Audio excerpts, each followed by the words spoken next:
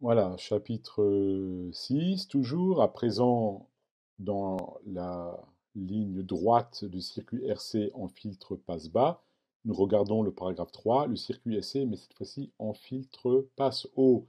Et nous allons en profiter pour encore un petit peu compléter notre représentation de diagramme de Bode, puisque dans la vidéo précédente, en fait, nous ne sommes pas allés tout à fait au bout des informations qu'on peut en tirer. Alors voilà, donc ici, il suffit d'échanger en fait résistance et condensateur. C'est la même structure, toujours série de la cellule RC, à ceci près qu'on a échangé condensateur et résistance. C'est toujours VE, la tension d'entrée, qui coïncide avec la tension d'alimentation, et cette fois-ci, bien sûr, VS, la tension de sortie, est prise sur la résistance, puisqu'on a échangé les deux composants. Le calcul de la fonction de transfert est tout aussi rapide si on utilise la structure du diviseur de tension. On obtient T est égal à R sur R plus 1 sur J C oméga. On divise numérateur et dénominateur par J C oméga. Et on obtient la fonction de transfert T bar ou souligné de J oméga est égal à J oméga sur oméga 0 divisé par 1 plus J oméga sur oméga 0. Évidemment, toujours avec oméga 0 est égal à 1 sur RC en radians par seconde. Alors ça veut dire que par rapport à la fonction de transfert du paragraphe précédent, le numérateur qui était à 1 devient maintenant égal à J oméga sur oméga 0. Donc on va faire l'étude asymptotique, c'est-à-dire lorsque oméga tend vers respectivement 0 et plus l'infini. Donc lorsque oméga tend vers 0, au dénominateur, J oméga sur oméga 0 est négligeable devant 1, et il reste T de J oméga qui tend vers J oméga sur oméga 0. Et comme oméga tend vers 0, ça veut dire que le module de la fonction de transfert tend vers 0. Et ça veut dire que le log, alors log, tantôt je l'écris avec un petit l et tantôt avec un grand L, mais c'est toujours le log de base 10.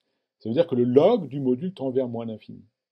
Et la phase, phi, elle tend, elle, vers plus pi sur 2, puisque maintenant, on a dans la fonction de transfert, aux asymptotes, on a j oméga sur oméga 0, on a j au numérateur, donc on a bien une phase de plus pi sur 2, puisque le j au numérateur, c'est une rotation de plus pi sur 2.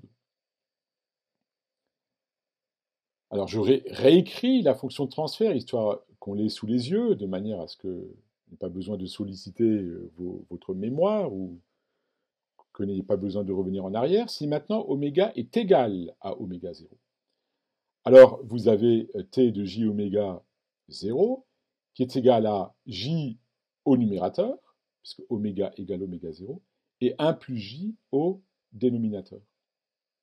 Et là, quand on calcule le module de ce nombre complexe, c'est le module du rapport, c'est tout simplement le rapport des modules, donc ça donne 1 divisé par racine de 1 au carré plus 1 au carré, ça fait 1 sur racine de 2.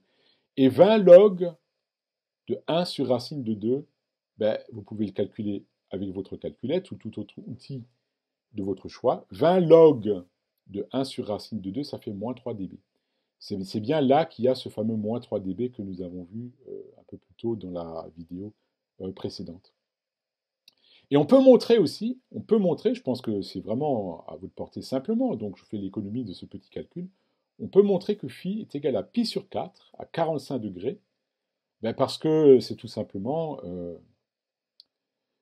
au dénominateur, partie réelle 1 est égale à partie imaginaire, 1 plus j, ça fait exactement l'égalité de la partie réelle et de la partie imaginaire, et donc ça fait une phase de 45 degrés. Enfin, quand oméga tend vers plus l'infini, à ce moment-là, au dénominateur, c'est le 1 qui devient négligeable devant j oméga sur oméga 0, la fonction de transfert tend vers 1, et le log de t en module tend vers 0.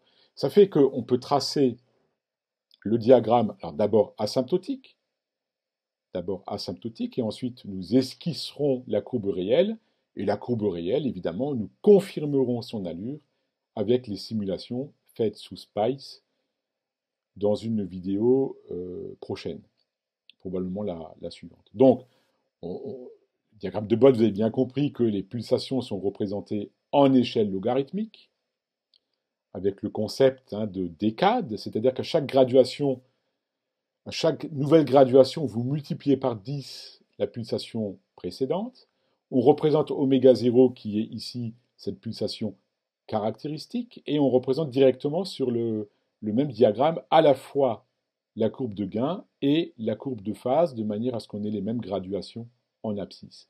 On représente oméga 0 sur 10 une décade avant et 10 oméga 0 une décade après par rapport à oméga 0.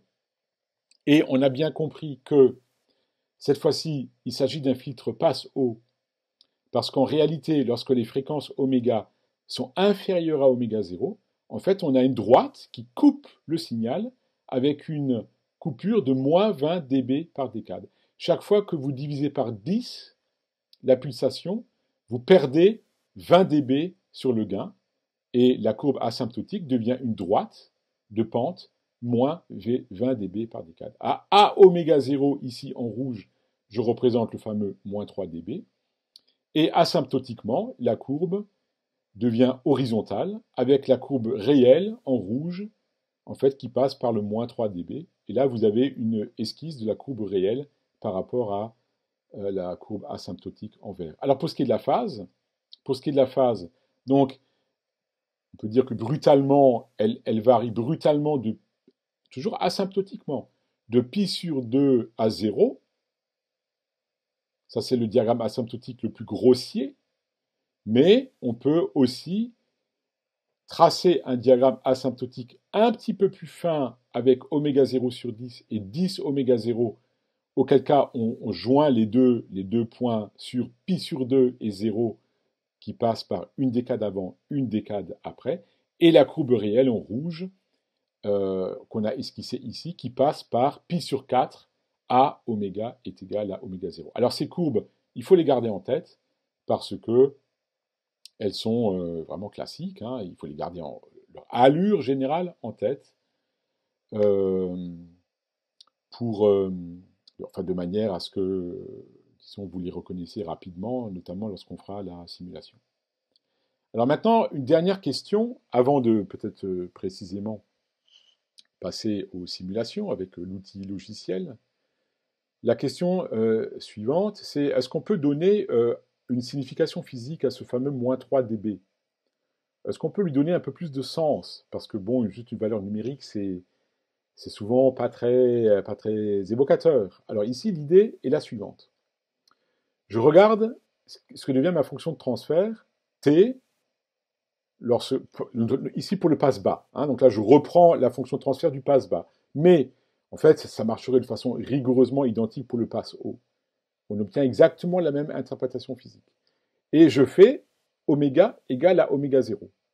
Ça veut dire que oméga sur oméga 0 devient égal à 1, et ma fonction de transfert, évidemment, devient 1 sur 1 plus j, et quand je prends le module, je l'ai dit tantôt, le module de t me donne 1 sur racine de 2. Et par conséquent, 20 log de t me donne ces fameux moins 3 dB, c'est exactement ce que nous avons déjà indiqué tout à l'heure. Mais on va aller un tout petit peu plus loin pour la signification physique. N'oubliez pas que le module de t, c'est aussi le module de Vs sur Ve. Ça veut dire que en module, Vs sur Ve, c'est 1 sur racine de 2. Donc ça veut dire que le module de Vs est égal au module de Ve divisé par racine de 2. Mais n'oublions pas que les puissances, elles sont proportionnelles au module de la tension au carré. C'est l'effet Joule. La puissance, c'est V carré sur R. La puissance est proportionnelle au module des tensions au carré. Ça veut dire que la relation module de Vs est égal à module de Ve sur racine de 2 devient en puissance Ps est égal à Pe sur 2. À oméga égale oméga 0, à la pulsation caractéristique, la puissance de sortie est égale à la moitié de la puissance générée par votre source de tension. Voilà la signification physique de ce moins 3 dB que vous pouvez retenir.